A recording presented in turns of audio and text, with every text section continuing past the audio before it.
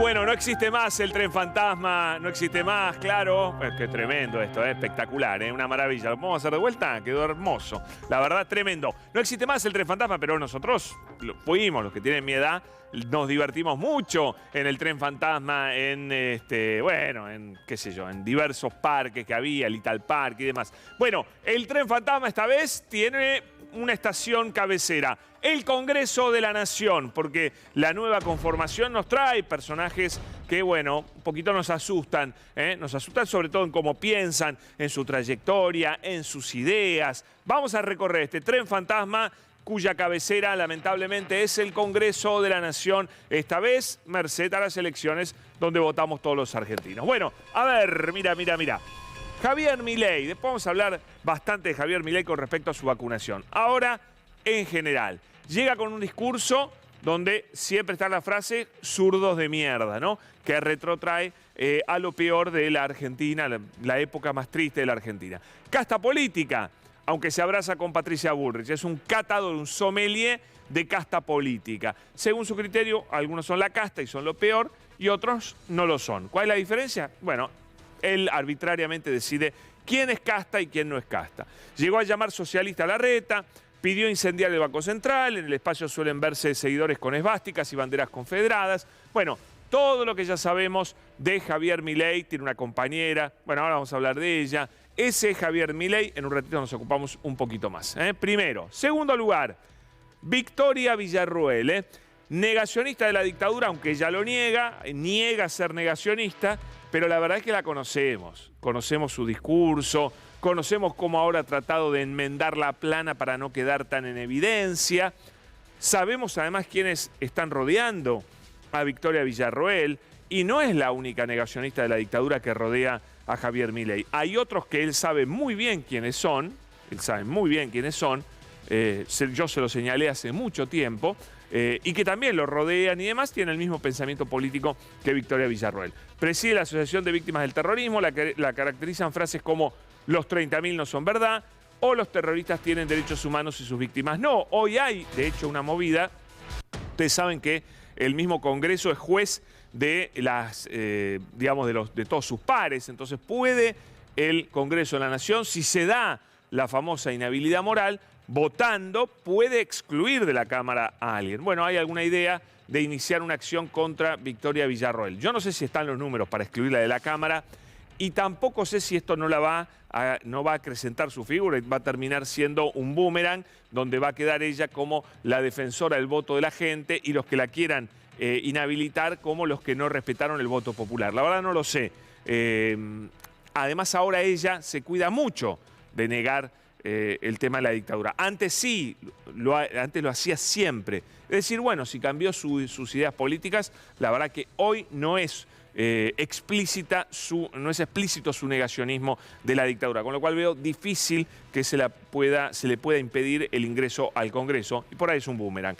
El que yo creo que sí ha mostrado trazos de inhabilidad moral claros es José Luis Espert. Ahí yo creo que peor lo que ha hecho Espert en las últimas horas sobre el tema de inseguridad que Victoria Villarroel. Después de haberse conseguido su banca, lo primero que dijo fue: tengo fueros, quiero tetas. Bueno, nunca se entendió eso. Campaña pidió echar empleados públicos para achicar gastos. Entre sus expresiones ha pedido bala para delincuentes y dejarlos como un queso gruyère. En febrero llamó puto a Cornejo en pleno acto. Esto de bala, yo tuvimos algún cruce en Twitter, porque la verdad es que José Luis Espert podría haber, frente a hechos de inseguridad, él escribía bala.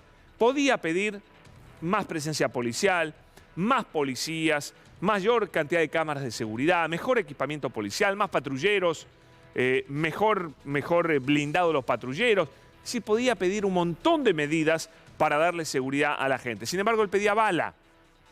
Y si vos pedís bala y sabés que hay un protocolo de actuación de la policía en donde el policía puede disparar cuando está en peligro su propia vida o la vida de terceros, y vos pedís bala, lo que estás proponiendo es que se viole ese protocolo de actuación de la policía y se dispare antes de saber a quién tenés enfrente. Es exacto lo que hicieron los policías con el caso de Lucas González, con lo cual, obviamente, José Luis Espert está pidiendo a la policía que viole la ley. Decime si eso, llamar a que se viole la ley, no es una causa de inhabilidad moral. Para mí lo es totalmente. porque no puede hacer un llamamiento tan grosero a violar la ley un diputado de la Nación. Entonces, bueno, qué sé yo, quedará a criterio de los diputados. Pero de verdad que esto es muy grave lo que hizo José Luis Espert, muy grave en serio. Bueno, Luis Juez también llega al Congreso, va a ser senador, ¿no es cierto? Siendo embajador en Ecuador en 2017 generó un conflicto diplomático al tratar de mugrientos a los ecuatorianos, también otro embajador político que ahí sí que la embarró, salió volando de ahí, ¿no? Recientemente dijo querer cagar a trompadas al presidente, Alberto Fernández. En varias oportunidades se refirió a la independencia de Córdoba, ¿eh? Tipo, que por ahí hace mejores chistes que política, ¿no es cierto, Luis Juez? Pero bueno, qué sé yo.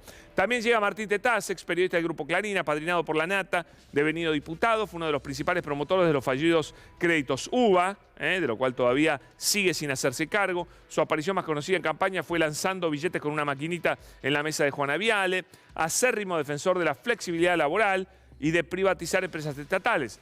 En todo caso, tuvo mucha repercusión cuando él dijo entrada y salida libre de los trabajos. Él no quiere ningún tipo de indemnización para los trabajadores que sean echados de sus laburos. Bueno, Carolina Píparo, nada menos, segunda experta en la provincia. Ella sí hizo lo que también Espert promueve, porque ella junto a su marido decidieron atacar a un inocente, a dos inocentes que iban en moto, porque decidieron ellos que eran delincuentes. Y en vez de intentar llamar a la policía o algo parecido, embistieron con el auto a dos personas que eran dos chicos inocentes que pasaban por ahí.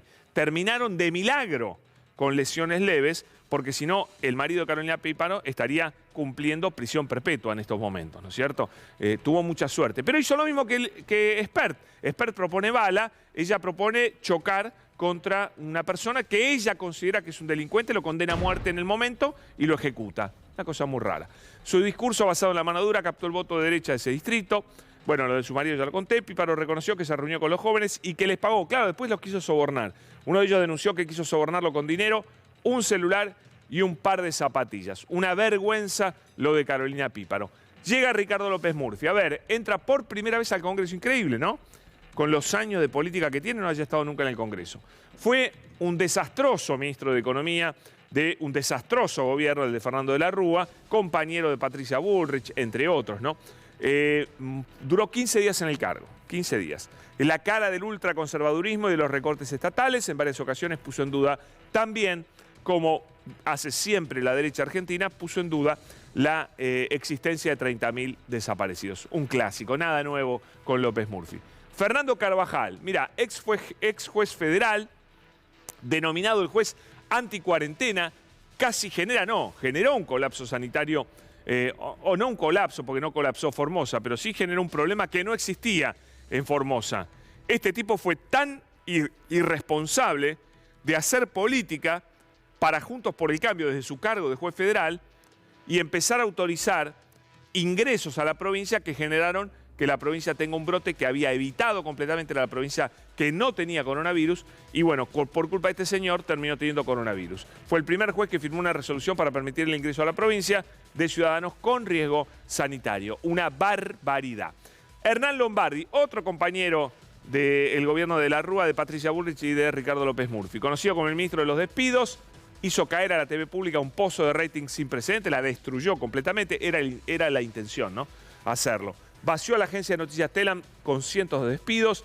Fue una de las caras de la derrota del 2019 junto a Marcos Peña. Se lo ha visto por Plaza de Mayo en marchas anticuarentena, las marchas que quemaban barbijos y demás las organizaba también Hernán Lombardi. Llega Fernando Iglesias también. A ver, renueva su mandato por obra y gracia de Mauricio Macri. Conocido por sus ataques misóginos y expresiones de odio en redes sociales. Ha sido criticado por su propio espacio cuando protagonizó violentas declaraciones contra Florencia Peña, una asesora presidencial, agitador social antivacunas, también negador de la cifra de 30.000 desaparecidos durante la dictadura. Hoy había una nota curiosa, creo que en el diario La Nación, que decía el casamiento sin grieta de Fernando Iglesias. Dije, bueno, casamiento sin grieta, obviamente tendrá algún amigo del otro lado al cual lo invitó. La verdad me pareció interesante. Mirá Fernando Iglesias. Invita a su casamiento, qué sé yo, algún kirchnerista amigo, diputado del kirchnerismo, qué sé yo, porque como el título decía, sin grieta, no, porque no invita a nadie que sea de otro partido, ni siquiera invita a los que se pelean con él a las palomas de su propio espacio. Solo invita a los, digamos, halcones de su propio espacio. Increíble, el título sin grieta, claro, porque son todos del mismo club. Bueno, qué sé yo, lamentable. Graciela Ocaña. Sí, porque estas placas me van a matar con estas placas. También renueva su mandato, acusada de operadora judicial del macrismo, boicoteó el plan Cunita, para mí una de las peores políticas de la República Argentina, con lo hecho con estas denuncias ridículas, mentirosas, que fueron desestimadas muchos años después por la justicia. Lo hizo además en venganza porque le habían echado de su cargo, porque fue una pésima, horrible ministra de Salud que manejó horriblemente una pandemia, la pandemia de la gripe A. Fue un desastre lo que hizo Graciela Ocaña, un desastre lo del plan Cunita, bueno, una barbaridad. Protagonista del escándalo por aportantes truchos, nunca dio explicaciones. También criticó la vacunación contra niños en el país, quedó pedaleando en el aire junto al doctor Camburiana, el doctor Muerte, que se robó como 4 millones de pesos, no, mucho más, $11.000 y 4 millones de pesos de los chicos enfermos del Hospital Garrahan. Una vergüenza, era adláter, digamos, de este personaje. Anticuarentena, antivacunas y denunciadora serial de fake news. Este fin de semana también atacó con una fake news. Después la corrigió, pero es una amante de la fake news. Señores, bueno, este es el tren fantasma que llega al Congreso. Y